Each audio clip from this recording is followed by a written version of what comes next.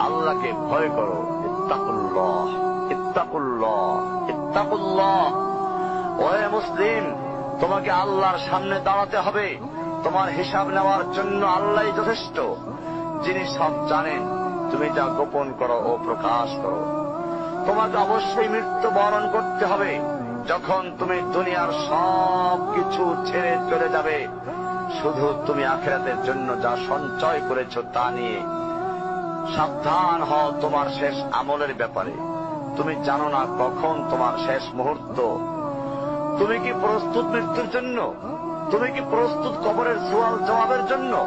তুমি কি প্রস্তুত ভয়াবহ কিয়ামতের জন্য, হাসরের ময়দানের জন্য, হিসাব নিকাশের জন্য, আল্লাহকে জবাব দেওয়ার জন্য, মিজানের জন্য? তুমি কি প্রস্তুত চুলের চাইতে সূক্ষ্ম, তরবারির চাইতে ধারালো পুল সিরাতকে পাড়ি দেওয়ার জন্য?